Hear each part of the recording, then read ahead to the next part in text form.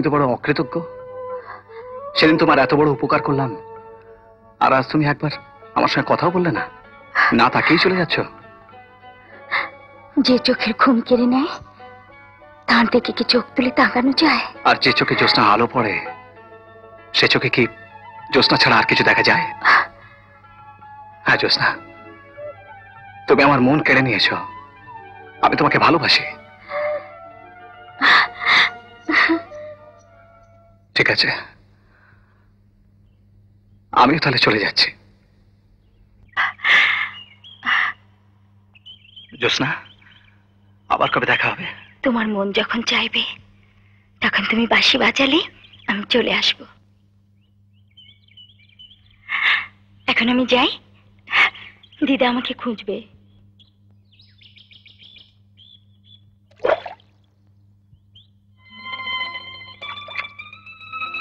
তারা, তুমি এখানে? হ্যাঁ, তোমাকে দেখেই এলাম।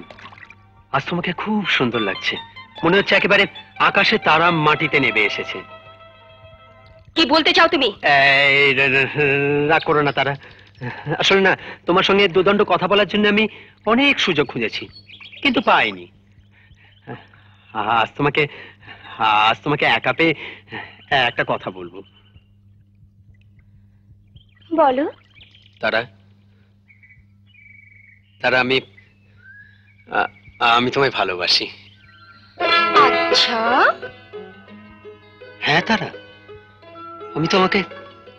আমি তোমাকে একেবারে অন্তর দিয়ে ভালোবাসি।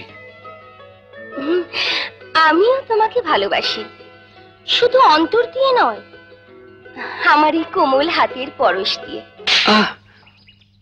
তারা, আর একবার আমার নাম উচ্চারণ করলে আমি তোমার জিভ টেনে ছিঁড়ে ফেলবো।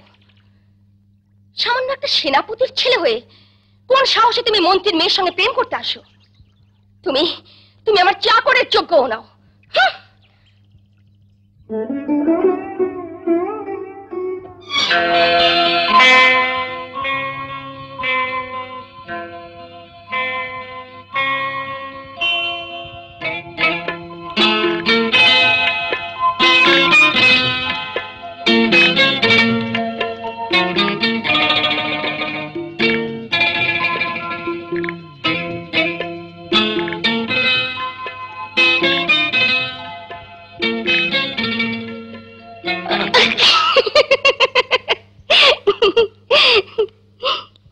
কি হলো রাজকুমার, এই অবেলায় শুয়ে আছো যে? শরীর খারাপ নাকি? কি হলো, কথা বলছো না কেন? তারা, বিরক্ত করো না। কি বিরক্ত করি? ভালো কথা জিগাইলেই তো তোর দাদির মতন ফোঁস কইরা উঠোস।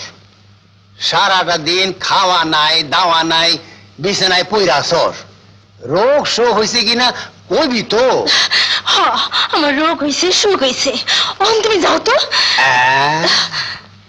এইটা তো খুবই খারাপ লক্ষণ।